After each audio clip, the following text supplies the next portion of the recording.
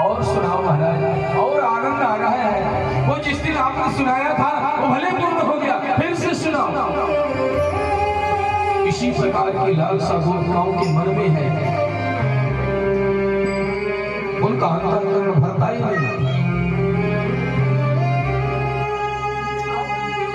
कैलाश में भोले बाबा ने ये सब देखा तो कहने लगे पार्वती जी से, करी देवी जी हमें एक जगह जाना है, क्या करें कैसे करें, कुछ समझ में नहीं आता। तो पार्वती मैया ने कहा क्या है, सीधे उठाओ दंड कमंडल चले जाओ। बोले वहां नो एंट्री हो जाएगी, नो एंट्री, वहां दाढ़ी वाले बाबे का काम नहीं है। वहां सिर्फ जाते हैं कौन, औरतें जाती हैं, स्त्रियां जा सकती हैं और कोई नहीं जा सकता। तो पार्वती जी ने कहा मुझे भी बहुत जरूरी मीटिंग में जाना है, आपको जाना है तो जाओ।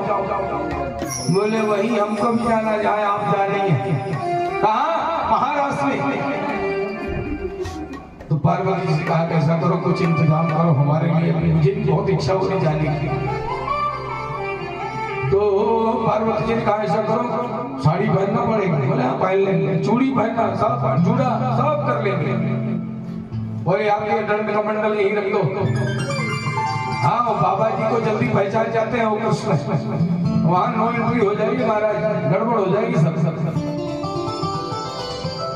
भगवान भोलेनाथ ने जैसा श्रृंगार किया वैसा कोई भी गोपी ने की थी। अब ये सोचो कि कोई पुरुष दाढ़ी मूंछों वाला साड़ी पहन कर आए, कैसा लगेगा। और अपनी दाढ़ी छिपाने के लिए घूंघट और लंबा करना पड़ेगा ना। अरे दाढ़ी छिपाना है तो फिर और लंबा घूंघट करना पड़ेगा, नहीं तो भगवान पहचान जाएंगे ना। तो भोलेनाथ ने सब कुछ किया, पायल पहन लिए, चूड़ी पहन ली, हाँ सब कुछ कर लिया। हाथ पैर तो छिपा लिए, मुंह कहां से छिपाए, दाढ़ी के बहुत बड़ी, तो घूंघट कर लिया लंबा। और चल महाराष्ट्र में पहुंचे महाराज। भगवान कृष्ण तुरंत ही पहचान गए कि ये बाबा जी आए हैं, यहाँ नो एंट्री में घुस गए बाबा जी, कुछ तो करना पड़ेगा। भगवान भोलेनाथ के उस श्रृंगार को देख करके भगवान कृष्ण ने ऐसी बंसी बजाई है, ऐसी बंसी बजाई कि भोले बाबा नाचते नाचते खुद को भूल गए, खुद को ही भूल गए। और वो कहाँ चुनरी उड़ गई, बाबा जी की दाढ़ी, बाबा जी के जटे, वो सब बाहर निकल गए। और द्वारिकाधीश हंसने लगे, कृष्ण कन्हैया, ओह बाबा जी धन्य है,